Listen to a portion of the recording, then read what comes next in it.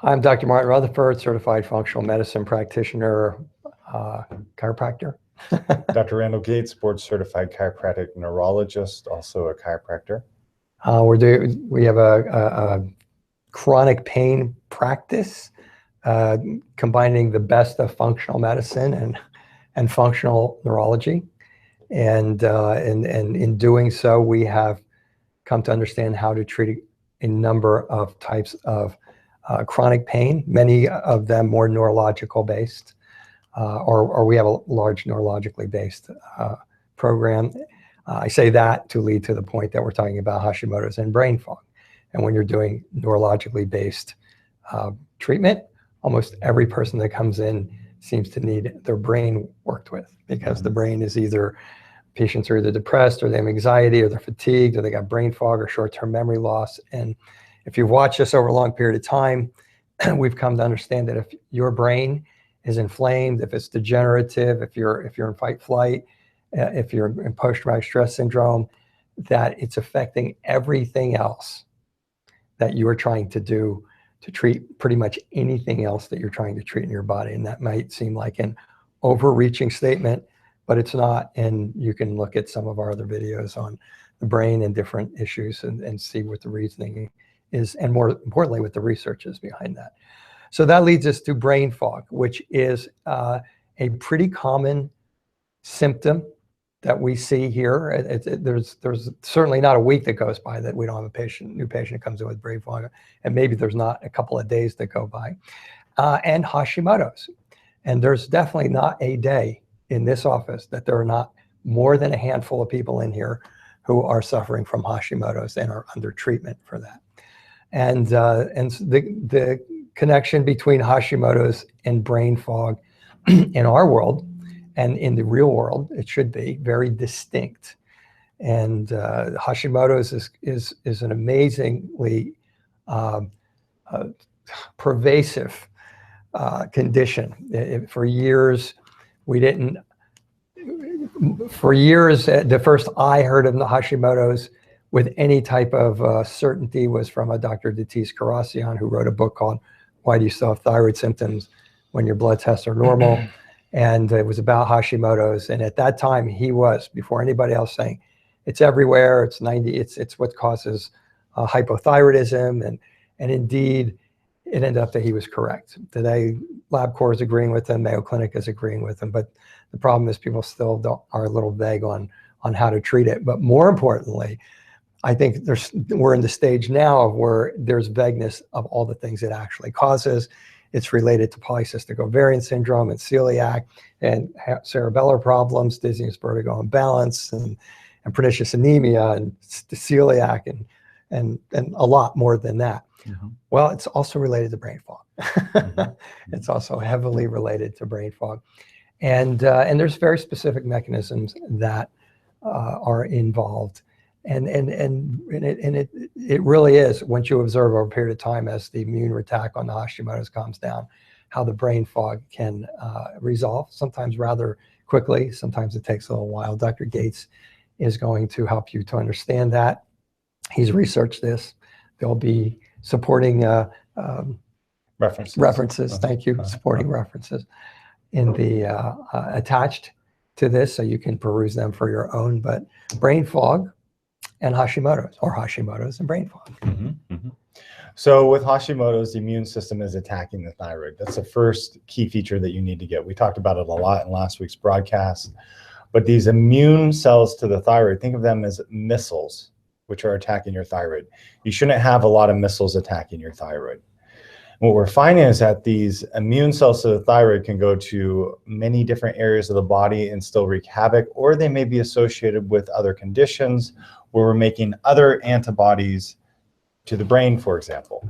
And so a lot of the foundational research was done on fibromyalgia relative to brain fog, because in fibromyalgia patients, the brain fog associated with it can be one of the most disabling features, even more so than the pain that they experience or their fatigue. And so researchers have been delving into why do they have brain fog. And from there, they went to the celiac disease model, because In fibromyalgia, a lot of fibromyalgia patients have gluten problems. And a lot of fibromyalgia patients, in fact, a huge percentage now, have autoimmune thyroid disease or Hashimoto's. And then we've talked in other broadcasts about small fiber neuropathy. Let's just use the gluten example. So they've taken people who have gluten sensitivities, who have brain fog, they put them on a gluten-free diet, and the brain fog pretty much resolves or significantly improves. So from that, the conclusion within the scientific literature is that this brain fog entity is real. So it is validated, but they're just not entirely certain what the exact underlying mechanisms are for all these different conditions, because there's a host of different conditions that can be associated with brain fog, from mast cell activation disorders to postural orthostatic tachycardia syndrome, known as POTS, to fibromyalgia, to chronic fatigue syndrome. Some depression patients have it. And now we're talking about Hashimoto's, because we see in our practice a lot of Hashimoto's patients who have brain fog. And the current literature is showing that these immune cells to the thyroid seem to have an effect in the brain where they can reduce blood flow, particularly in the frontal lobes. This was originally thought to be a player in depression, because a lot of Hashimoto's patients have depression. They're now seeing, though, that once you have these immune cells to the thyroid, they can really be associated with other central nervous system immune cells.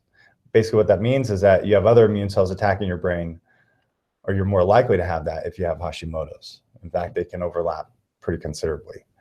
So that's the current data on Hashimoto's and brain fog. And then the next question is, where are these immune cells to the thyroid coming from? And we've talked about it in other broadcasts, but there seems to be a large axis between the gastrointestinal tract and viral infections in the thyroid. Upwards of 80% of Hashimoto's patients have viral infections in the thyroid, including Epstein-Barr virus or human herpes virus 6 or Vibrio viruses. But there's some thought that these viruses in the thyroid are allowed to proliferate, or they are proliferating in the immune system, partially because of genetics involving your T cells. Maybe you've heard of T cells with like the whole AIDS epidemic and how that can reduce T cells. T cells are one side of your immune system that largely will get rid of viruses inside the cells of our body. But there's also a thought that the gastrointestinal dysfunction seen with these Hashimoto's patients and other autoimmune disorders is really what causes the immune system to traffic to the gut. And then maybe that's why your immune system is playing whack-a-mole with these viruses in the thyroid, because it's just not able to kill off all these viruses in the thyroid. And as a consequence, when it's not able to do that, it gets overactive and it attacks your thyroid more, therefore creating more and more immune cells to your thyroid.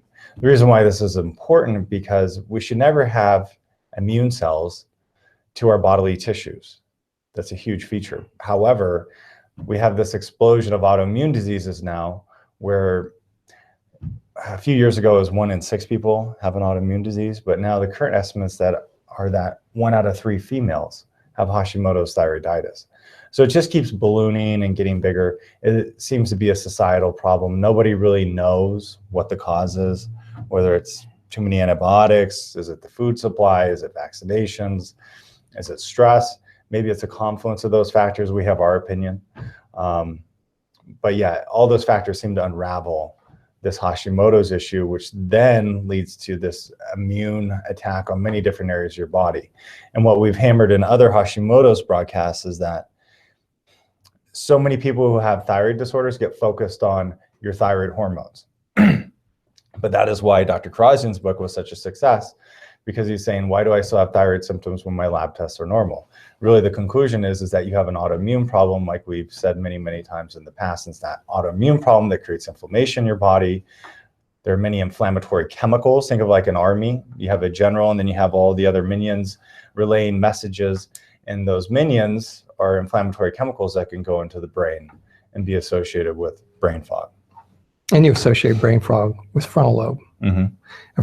So simplistically, Dr. Gates is being very literate academically, but simplistically, your frontal lobe needs a lack of inflammation, right, to work right. And Hashimoto's causes inflammation in the frontal lobe. It needs proper oxygen to work right, and Hashimoto's decreases oxygen to the frontal lobe. Yeah? I can't say that definitively. Well, it decreases blood flow, so we could say What that. do you see?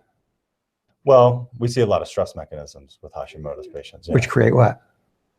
Which can basically create stress and in the frontal lobe. Right. Yeah. So anything that's going to cause your frontal lobe to get off can cause a plethora of things. Your word, plethora.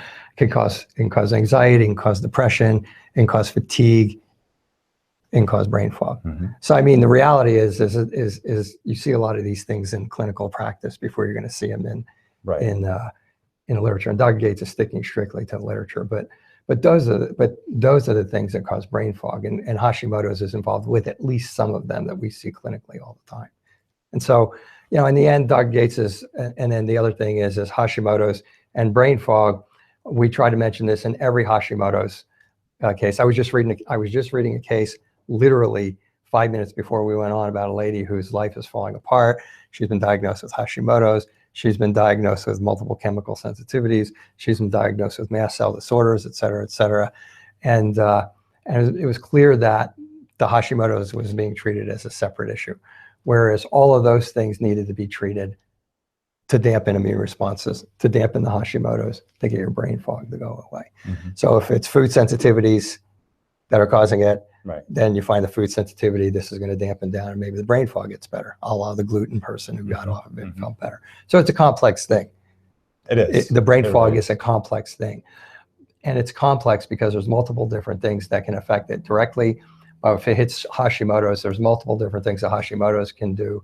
And as Dr. Gates implied by being very strict in what he's willing to say, is it's an evolving understanding of what Hashimoto's is doing. It seems like every couple of months it comes out that there's one more thing. It used to be that it was maybe connected to polycystic ovarian syndrome. Then it was 40%, and then not long ago you informed me it's almost a 1-to-1 relationship between Hashimoto's and getting polycystic ovarian syndrome. So if you have Hashimoto's and you have brain fog, it's definitely a major player to be considered in getting rid of that brain fog. I think that pretty well summarizes it. Okay, so the references are attached. If you want more information on this, you can go back and watch our other brain fog broadcast.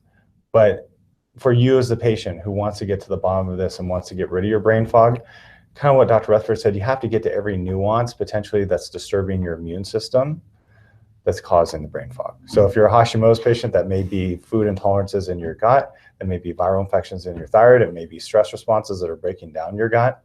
For a mast cell patient, it could be Th2 imbalances, that's an imbalance in your immune system. It could be histamine responses to certain foods, low glutathione concentrations, MTHFR issues, that's inability to process B vitamins. I mean, it goes on and on and on. But I think you get the basic points.